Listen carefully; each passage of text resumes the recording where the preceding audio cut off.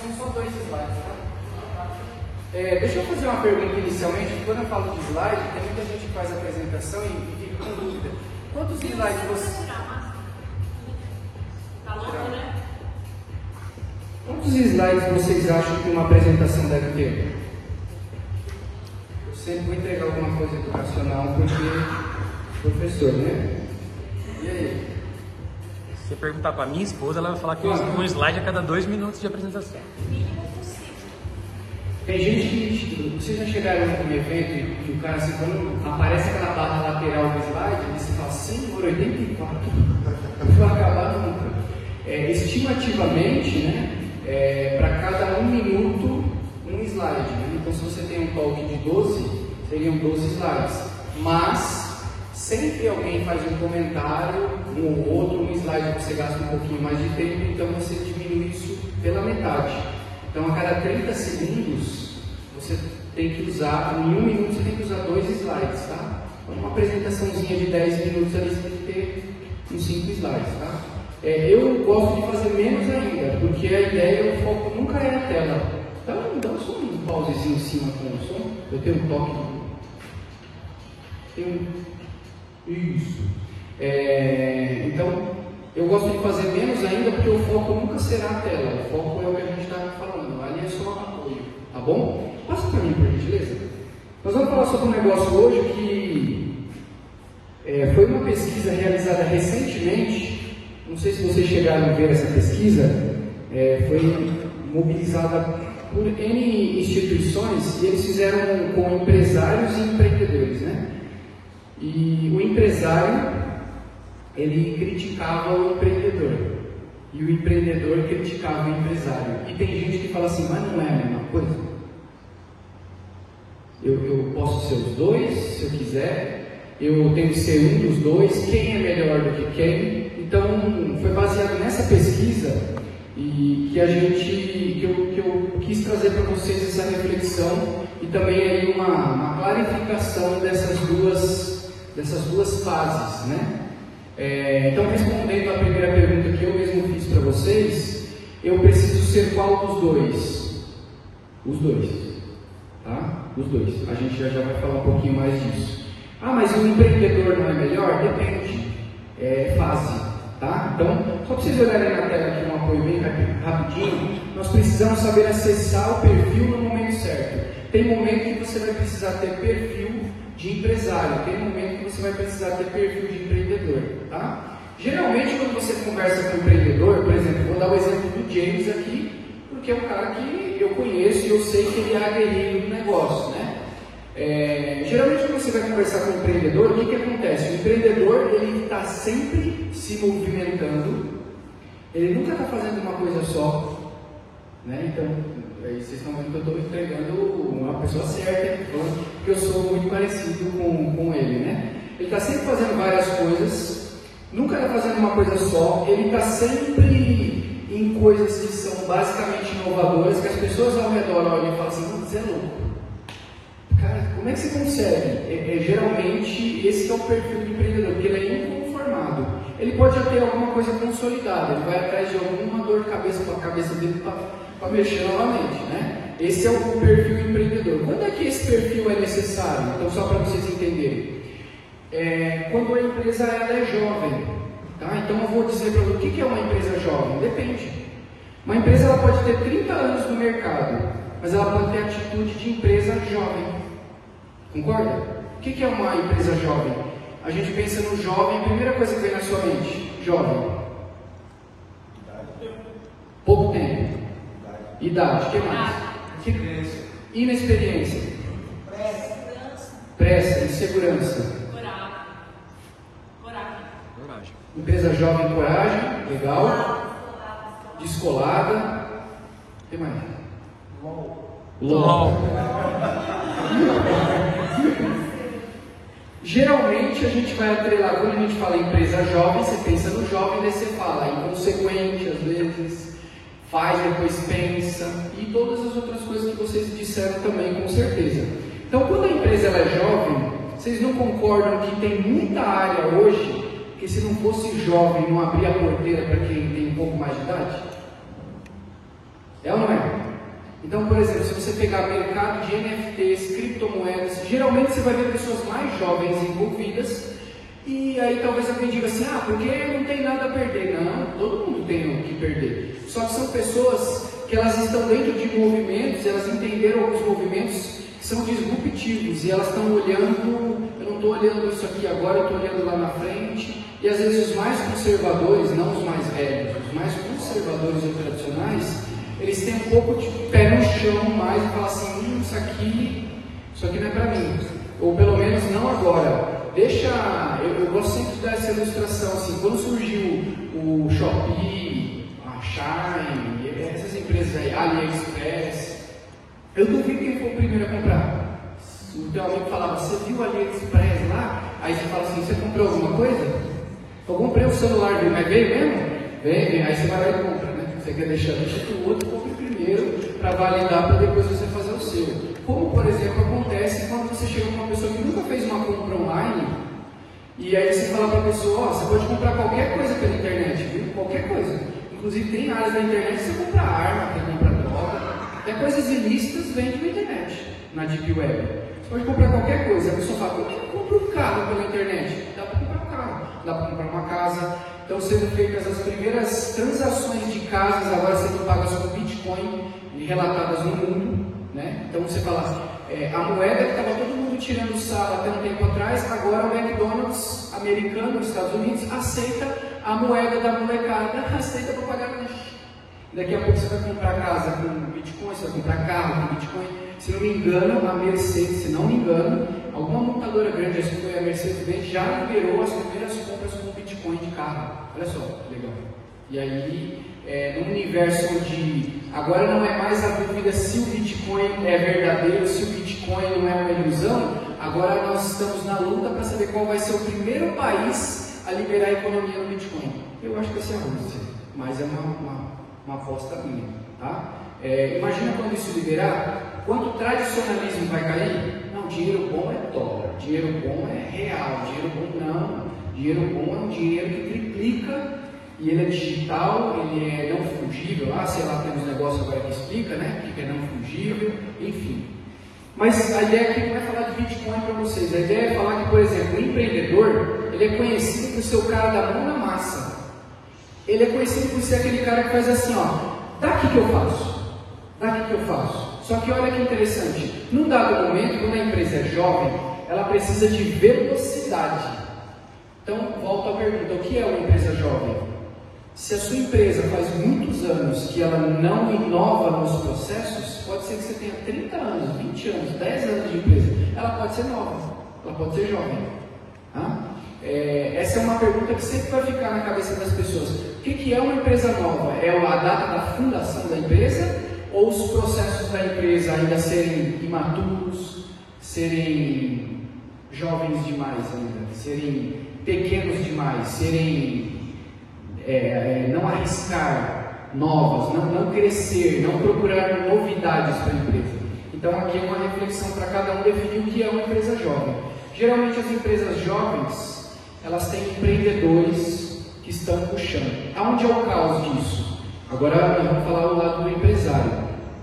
Quando a sua empresa começa a sair do patamar do começo e ir para o patamar da persistência, então geralmente o começo de uma empresa é quando? Os 3 primeiros anos, você está no começo dela. Então os 3 primeiros anos você vai ter problemas que você vai achar bizarro, astronômico. Só que tem gente que já está 15 anos no mercado e fala ele não sabe nem o que é problema. Daqui a pouco ele vai ter que contratar 15 pessoas, daí ele vai ver o que é problema. Daqui a pouco ele vai ter que contratar sistema, vai ter que contratar empresas externas para fazer consultoria, melhorar as estratégias, aí ele vai ver o que é problema.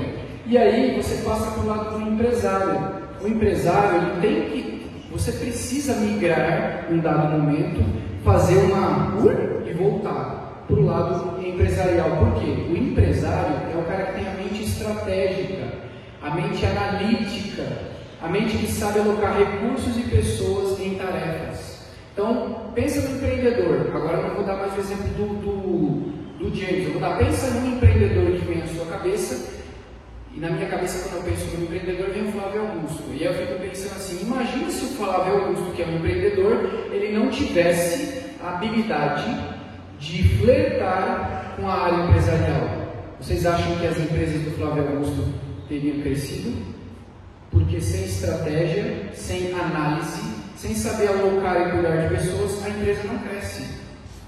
Então esse é o ponto. Não é que eu queira ser empreendedor, vai ter momento que o empresário precisa ser empreendedor. Por exemplo, o empresário já passou dessa fase de ficar indo lá no processo e pondo a mão na massa. Mas vamos imaginar que ele tenha que a empresa vai perder uma grande conta, que é uma conta milionária, se ela não entregar uma tarefa hoje. Vai exigir que o empresário seja empreendedor. O que ele vai ter que fazer? Levantar o popô da cadeira, ir lá junto com o operacional e meter a mão na massa.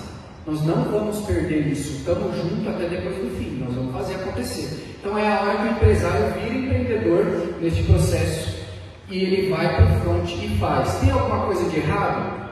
Não. Há quem diga que o empresário que agora ele tiver que ir todo dia na empresa, ele tiver que pôr a mão na massa e ele não está sabendo coordenar a empresa. Isso é questão pessoal de cada um, tá? Mas vai ter momentos em que o empresário vai precisar ser empreendedor e vai ter momentos que o empreendedor tem que ser empresário. E aqui é que começa a ficar complexo o negócio. Porque olha só que interessante. Empreendedor, ele precisa ter esses 3 pilares, tá? Ele precisa ser visionário. Então o que é ser visionário? Está ali, ó, enxergar oportunidades. Geralmente, a pessoa que é empresária, que é mais analítica, entenda, nós não estamos falando que empresário é ruim, tá? O empresário ele é mais analítico e estratégico. Então ele vai pensar nos números, nas progressões aritméticas ali, ele vai pensar no crescimento do negócio, beleza. Às vezes ele não tem tempo para pensar no quê? Numa inovação que está chegando. Você ficou sabendo disso? Cara, não deu tempo de saber disso, porque eu estou lá nas planilhas, nos números, eu tenho que fazer a empresa chegar no azul no final do ano. A gente precisa, esse ano, bater aqui 10 milhões de faturamento no final do ano. Então o empresário, ele é o cara que está sentado lá fazendo as contas, na análise técnica do negócio mesmo. E aí é que é importante, se ele não está conseguindo mesclar o perfil dele de empresário e do empreendedor, a empresa dele vai ficando para trás. Percebeu a importância que a gente tem que ter os dois? Mas Pedro, eu não tenho nada de analítico, eu não tenho nada de estratégico, eu sou o cara da mão na massa, eu gosto de ser o cara da mão na massa. E aí é que entra um detalhe muito grandioso que fica, eu acho que de hoje a palavra de cautela para vocês, porque está acontecendo comigo isso, já aconteceu nos últimos 3 anos. Chegou um dado momento que eu não consegui fazer algumas coisas lá, porque me faltava competência. E falar isso aqui gravando um vídeo ou numa transmissão, pode parecer assim, nossa, não tem problema nenhum. Ninguém precisa saber de tudo, ninguém precisa ser bom em tudo. Você sabe no que você é bom, sabe? Eu sei no que eu sou bom. Agora pode ser que eu não seja tão bom com processos. E vou ser bem franco para vocês. Meu negócio é com pessoas e resultados. Pode ver que todos os conteúdos que eu vou trazer para vocês aqui, eu vou falar de pessoas, gestão de pessoas, como coordenar e liderar pessoas e resultados. Se você perguntar para mim qual é o enquadramento que está a empresa XYZ, eu vou falar para você, eu não tenho a menor ideia e não tenho nem vontade de querer saber. Tá? Eu não entendo minimamente, mas eu prefiro que uma pessoa que entenda mais do que eu no computador, no financeiro, que diga para você a melhor estratégia. Porque nem sempre você vai precisar ou você vai saber todas as coisas, e aí você precisa de competências complementares a você. E aí a minha pergunta para vocês é, quem complementa você nas suas competências? Porque eu não sei se vocês repararam, aqui está escrito eu, empreendedor, e eu, empresário. Aqui não está dizendo eu, empreendedor, e não eu, empresário. É diferente, tá? Aqui são 2 perfis, eu enquanto empreendedor e eu enquanto empresário. É diferente do que você ouve no mercado, falando assim, você tem empresa? Tenho. Eu sou aquele perfil eu empreendedor. O que a pessoa quer dizer quando ela diz eu empreendedor? Hoje no mercado. Que ela faz tudo sozinha. Certo? Pode ver, todo mundo fala assim, você é eu empreendedor? A A pessoa fala, sou eu que pago a conta, que mando o e-mail, que mando o boleto, que mando isso. Isso no começo, quando a empresa é jovem, vai gostoso. Mas na hora que a sua empresa começa a passar 1 ano, 2, 3, 4, ou você tem um AVC, que aí nenhum CNPJ vai no AVC, ou a tua empresa começa a andar para trás. E aí você fala, meu Deus, mas a gente comprou o sistema tal, comprou o computador tal, comprou isso tal, contratou a pessoa tal, mas a empresa continua andando para trás porque talvez na liderança, o cabeça da empresa ou os cabeças não entenderam que é necessário ter algumas competências para ser dono de um negócio. E vamos falar real para nós, no Brasil, nós não fomos educados financeiramente, concorda? Você não teve aula de finanças na escola, concorda? Você teve aula de contabilidade na escola? A gente só sabe que tem que pagar imposto no nosso país e a gente sabe que tem que entender minimamente, se entra R$1.000 e eu pago 900, sobra 100, conta básica da empresa. Agora vamos falar real, quantas pessoas fazem projeção anual da empresa?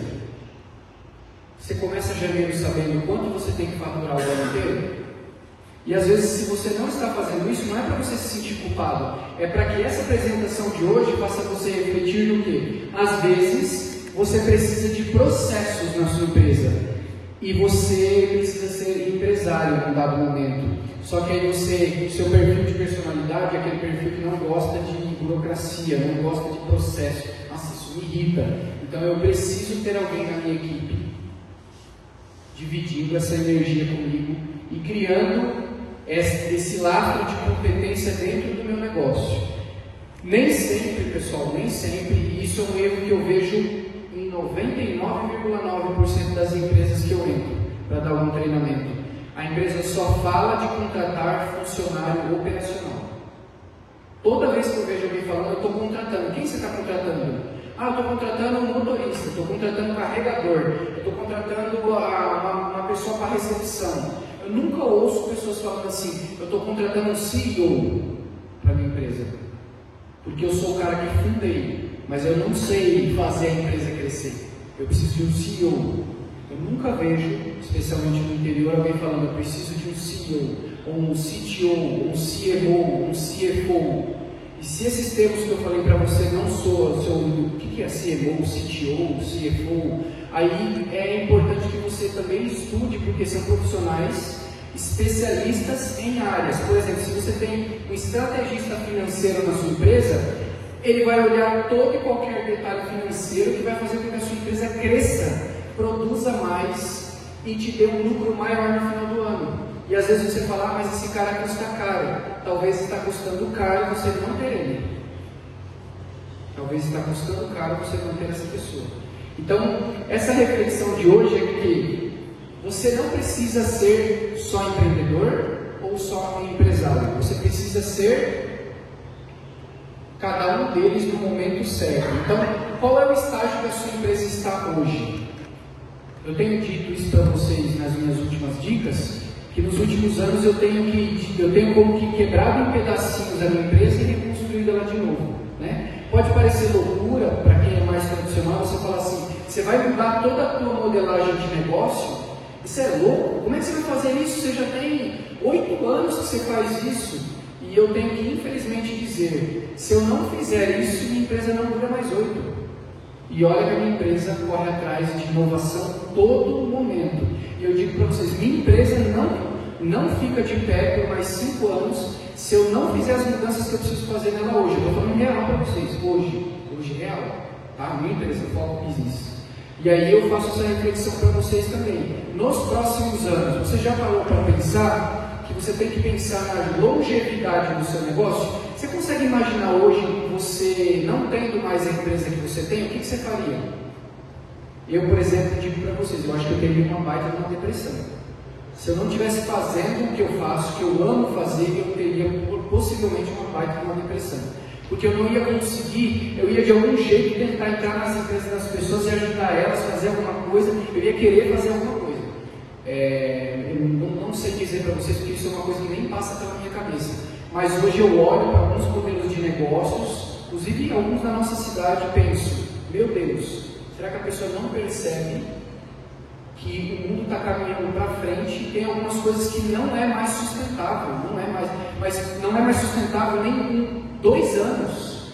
Aquilo vai cair por terra. E às vezes a pessoa fala assim, tenho 35 anos, esse moleque aí, esse moleque com meinha colorida aí está falando, não é moleque com meinha colorida não. É uma pessoa que estuda pra caramba no mercado e está enxergando que se a gente não inovar, a gente não consegue passar da próxima fase. E aqui fica uma outra reflexão para vocês também. Alguém aqui já jogou videogame, né? Já jogou? Acho que todo mundo aqui já jogou, até as mulheres já jogaram videogame em algum momento na vida, né?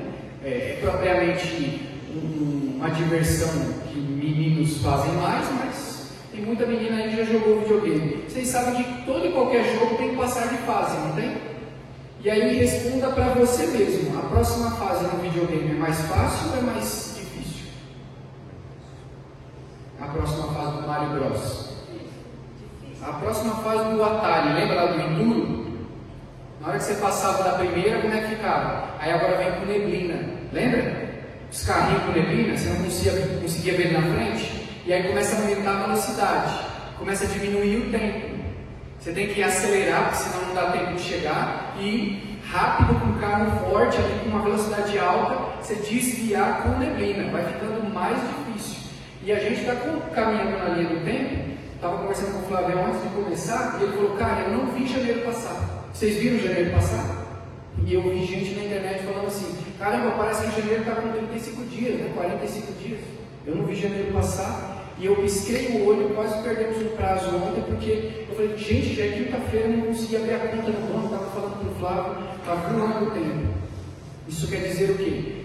Que é mais urgente ainda que você mude alguns processos dentro da sua empresa. Eu estou dizendo que você tem que contratar uma consultoria? Não necessariamente. Às vezes você já enxergou qual é o problema, só que você está postergando ou procrastinando de resolver o problema. Você sabe qual é o problema, mas você fala, caramba, eu vou mexer nisso daí. Sabe aquele ditado que a avó falava, que mexer em coisa seca fede? Sabe? Às vezes você não quer mexer para não feder, porque está na zona de conforto, mas é melhor feder agora do que feder lá na frente. Imagina daqui 5 anos, e aí eu estou me colocando nesse lugar, eu estou próximo de fazer 40 anos de idade. Eu gostaria, minha meta, eu tenho uma meta de vida de me aposentar com 45 anos, me faltam 6 anos para eu me aposentar. Às vezes eu falo isso perto de pessoas mais tradicionais, e eles falam assim, como assim? Eu falei, eu não quero me aposentar com 65 anos, como a maioria se aposenta, porque a vida é para ser vivida. Eu não quero falar de trabalho e falar assim, trabalhei minha vida inteira para quê? Não, quero me aposentar com 45 anos. Então você imagina alguém olhar para você e falar assim, eu tenho 6 anos para trabalhar ainda? 6 anos para trabalhar? Parece meio surreal, mas é possível. Em 6 anos você dá uma virada de chave na sua vida total. Só que você vai precisar do quê? Ler.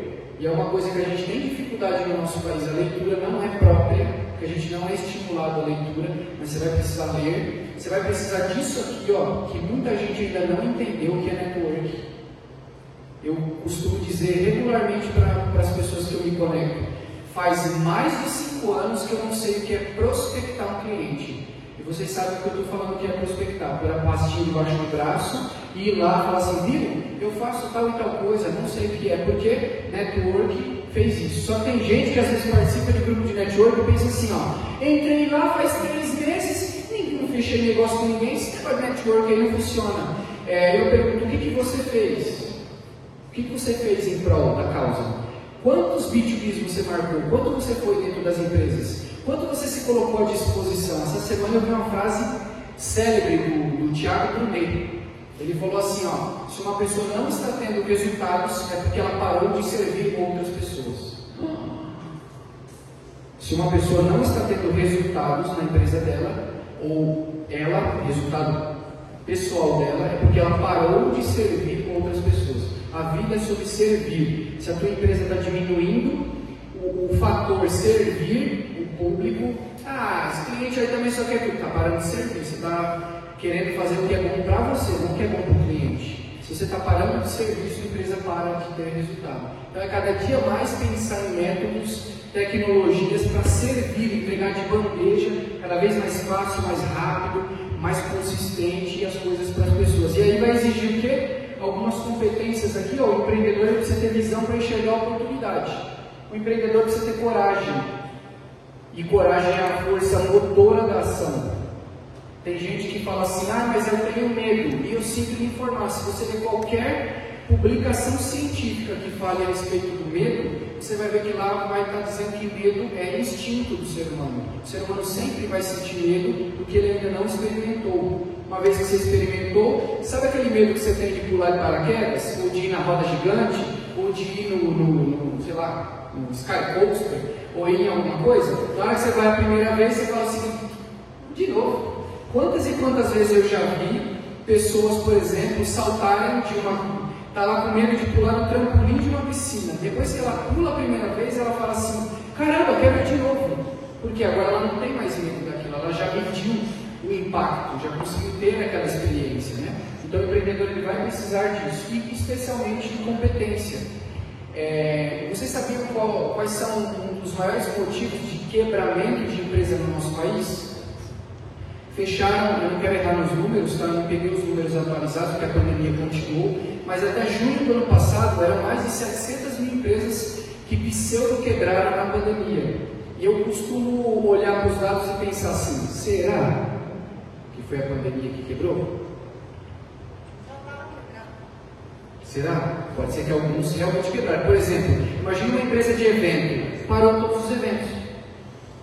Talvez a pandemia quebrou um cara de evento. Talvez a pandemia quebrou algumas áreas que eram áreas muito específicas, que precisa de contato com pessoas. Mas em algumas empresas, por exemplo, como eu falei no trainee, no começo da pandemia, pessoas que, por exemplo, na pandemia, todas as mulheres de máscara. O que ressalta mais na mulher quando ela está de máscara? Olha aí para uma mulher de máscara e pensa. O que ressalta em uma mulher quando ela está de máscara? Uma mulher e no homem também, mas na mulher. Sobrancelha. Sobrancelha e o que mais? Cabelo e o que mais? Olhos. Os olhos. Sabe o que mais cresceu na pandemia? Alongamento de cílios, sobrancelhas, micro e nanopigmentação das sobrancelhas, estou manjando, e procedimentos capilares. Sabe qual foi o produto mais vendido na pandemia? Escova rotativa e maquininha de cortar cabelo de homem. Sabe por quê? Porque as mulheres começaram a fazer na casa delas. Ou seja, a área da beleza não caiu, só mudou o dinheiro de mão. Foi agora para o fabricante da escova. Antes estava na mão da cabeleireira, agora foi para o fabricante da escova que faz o negócio. Então a gente precisa entender onde está o dinheiro e mobilizar a nossa empresa para onde está o dinheiro. E para eu mobilizar a minha empresa para onde está o dinheiro, eu preciso estar atento às mudanças do mercado. Então, se eu não tenho mente aberta para mudanças do mercado, eu não vou saber nunca onde está o dinheiro. Eu fico apostando coisas erradas. E aí vai precisar do perfil realmente empreendedor, visionário, de olhar para o mercado e falar, cara, isso aqui tem um viés positivo. A gente tem exemplos aqui na nossa cidade grandiosos, por exemplo, né? Na pandemia, por exemplo, teve uma empresa aqui de monitoramento de condomínios, portarias de condomínio, que cresceu em vários por cento. E as pessoas olhavam e falavam assim, portaria sem ninguém? Vocês estão de piada com a minha cara mesmo, né? Eles já estão dentro de quantos condomínios? 24. 24 condomínios. O que vocês acham que vai acontecer até o final do ano que vem? Na hora que esse cara abrir o portfólio e falar assim, olha, isso aqui são os condomínios que nós estamos, e está tudo funcionando redondinho, e eu reduzo 70% do que você tem de folha de pagamento com as pessoas.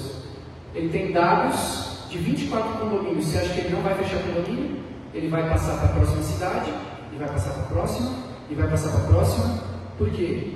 Visionário. Onde tem muita mão de obra humana, de coisas repetitivas, o ser humano vai ser substituído por algo tecnológico. A gente já ouve isso há 10, 15 anos. Mas a gente tem muita pessoa que ainda fala assim, eu quero pagar para ver. Tomé, mostra a chaga para botar o dedo. Então pague para ver, porque é realmente o que vai acontecer. Tem alguns processos no meu próprio negócio que hoje eu olho e falo assim, meu Deus, ainda bem que eu não mudei isso lá atrás, porque se eu não tivesse mudado, eu estaria agora passando vergonha na cidade. Vou falar um negócio aqui que é vulnerabilidade minha, tá? Não tenho nenhum problema de falar, porque a gente tem que estar em constante mudança. Sabe o treinamento corporativo que eu faço? Sabe o treinamento? Se eu depender de treinamento corporativo, eu morro de fome. Eu morro de fome, eu não consigo pagar minhas contas básicas da minha casa. Sabe por quê? Porque no nosso país não é cultura investir nos profissionais das empresas. Quantos vocês conhecem que a cada 3 meses, a cada 90 dias, a cada 120 dias dá um treinamento de algum assunto? Alguns aqui fazem treinamento, mas quantas empresas você conhece que faz isso? Poucas. Se você chegar para uma dessas poucas e falar assim, por quê? Sabe qual é a alegação? Por quê? Vou botar dinheiro para a pessoa, vou investir na pessoa, daqui a pouco a pessoa vai embora. Aí eu pergunto, o que você faz para reter ela?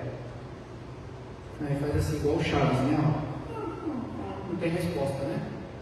Se você não está fazendo nada para segurar os talentos na sua empresa, você tem que mais é querer que eles vão embora. Porque eu tenho que querer o bem para o próximo, não o mal para o próximo, né? Um amigo que ele fala assim, né?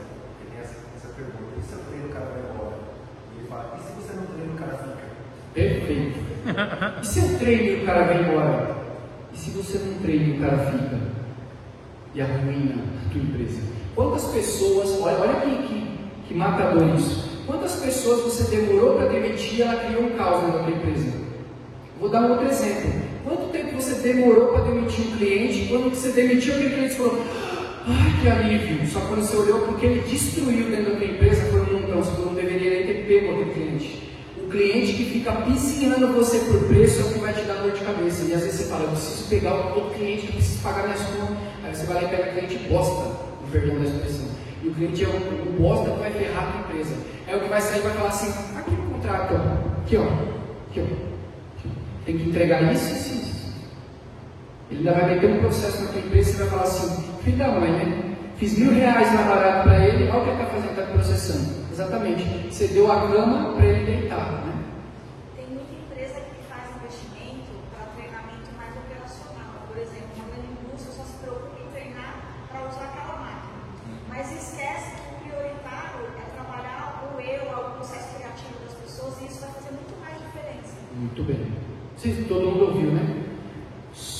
Tem empresas que investem no treinamento sim, vamos dar curso de chapeamento e não sei o que, operação de máquina, não sei o que, pesada, mas não investe no cognitivo das pessoas, né? Então isso é uma reflexão muito forte. Então vocês percebem que a empresa, quando ela está caminhando para a madureza, ela tem que ter tratativas empresariais. Quais são as tratativas empresariais? O foco dela tem que ser processos, pessoas e resultados. E eu precisava que alguém passasse, passa para mim o próximo slide. Eu queria que vocês refletissem no número 8, que vem a ser inclusive o número do infinito, né? Alguém já ouviu falar? O número 8, eu não estou falando aqui de coisas cabalísticas, tá? Não é místico, o número 8 nada, mas é o único número que não tem fuga de energia, concorda? Não tem ponta. É o número 8. Se você pegar do número 0 não existe, elas são complementos. Se você pegar do 1 ao 9, todos têm fuga. Tem uma ponta de fuga. O número 8 não tem fuga. E o número 8, ele explica muita coisa para nós que a gente olha para o 8 e desconsidera. O número 8 mostra a fórmula para vocês. A fórmula está no número 8. Vamos ver quem enxerga. O número 8 mostra a fórmula do sucesso de qualquer empresa. Esqueça as palavras que estão escritas. Qual que é o sinal da operação que tem no número 8? Você sempre está em processo contínuo. Multiplicação.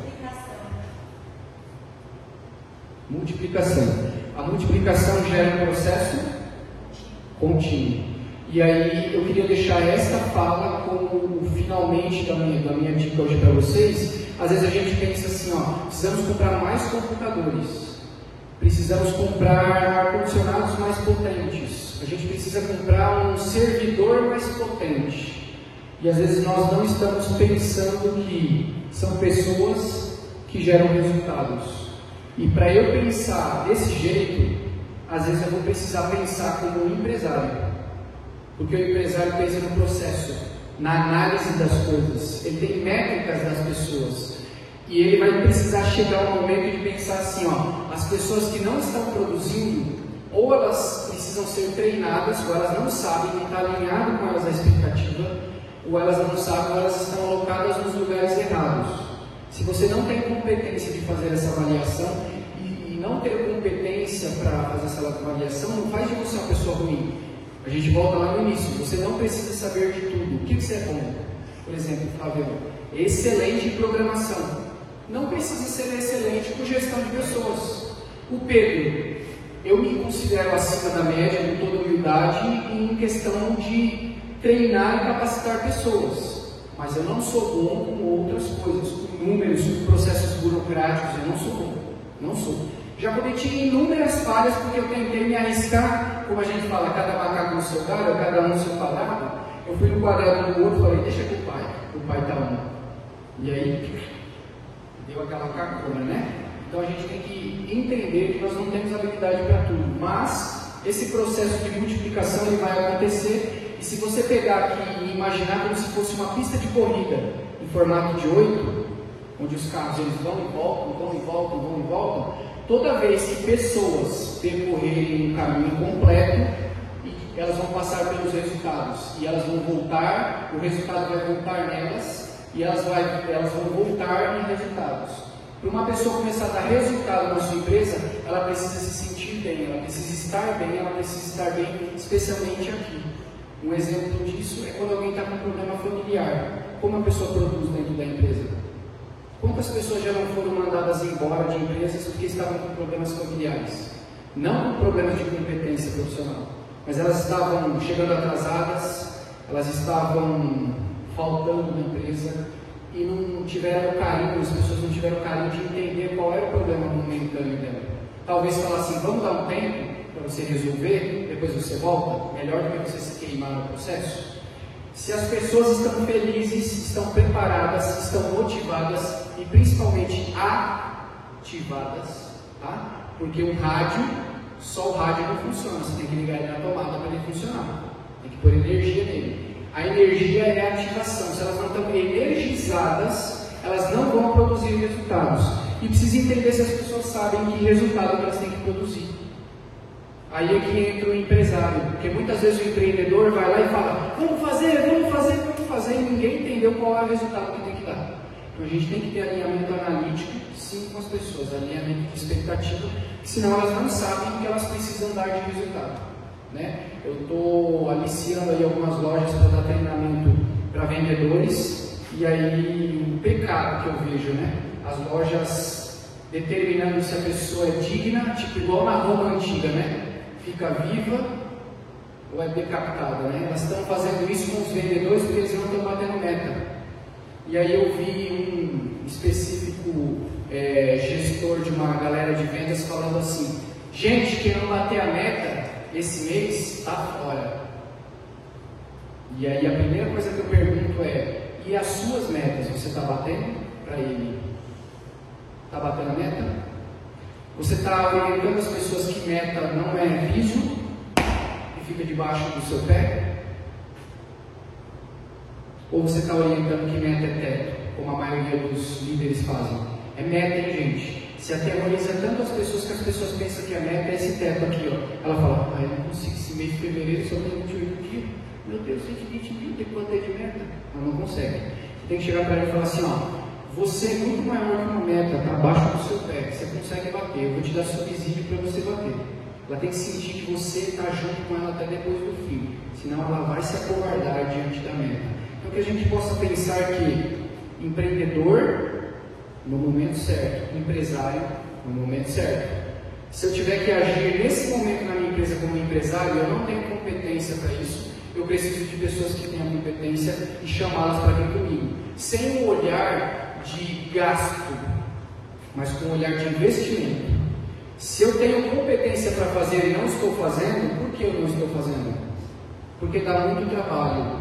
Se você estiver fugindo do que é difícil, sempre lembre disso. Por trás de todas as coisas que são muito difíceis, tem recompensas muito grandiosas.